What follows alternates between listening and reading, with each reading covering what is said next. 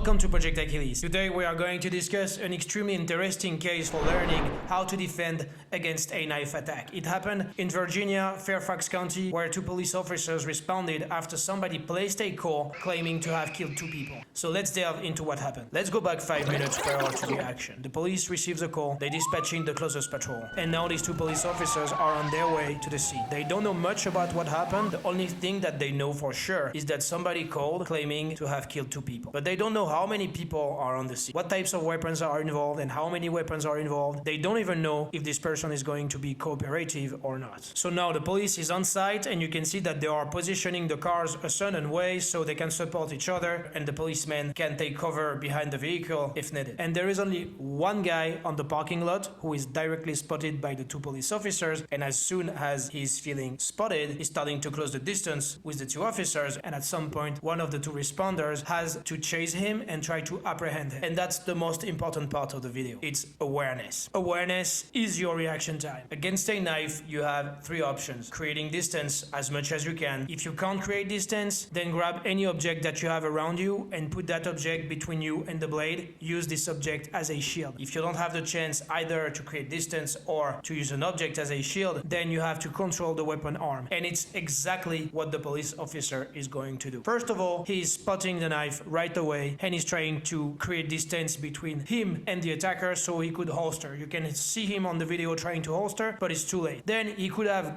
tried to grab any object on him or around him to put a distance between him and the attacker, but it's too late because as he's falling on the ground, the attacker has the time to reduce the distance and to get on him. So he goes right away to control the weapon arm to avoid the strikes. Think about it as well. The policeman has been injured because his vest is not covering all of his body, and he got cut on the rib cage. So if you decide to fight a knife, you have to know that you're gonna get cut. The situation right now, it's one officer who is fighting to control the weapon arm of somebody who is trying to stab him, and the second officer is trying to provide support the best he can. And we are getting into the positional awareness. When you are so much imbricated in a scramble, it's really hard to provide support with a firearm. You would probably be able to provide support by restraining, trying to control, but less likely with a firearm because you won't have the chance to have a clear shot, and there is a high risk for you to shoot your teammate. So if you are the police officer who is providing the support, you have to be aware of your position. What can you do? Restrain, try to help controlling. If you are the guy in the scramble, think about it as well. Your teammate or whoever wouldn't be able to provide you support with a firearm. The suspect got arrested, and the policeman who was in the scramble was injured, but it was a light injury. The two police officers did a great job defending themselves, and honestly, hats off to them. Because it's easy to say whatever they could improve, but it's harder to do. First of all, the one who was in the scramble did everything right, creating distance, trying to holster, and then didn't have the chance to draw his gun, so he went right away to control the weapon arm and disarm the attacker. The guy who was providing support did the best he could in that situation. Anyway, if there is something that I could advise, in my humble opinion, it's when somebody is running at you to close the distance, better take cover, observe, command them to stop, and see how they react. But anyway, great job.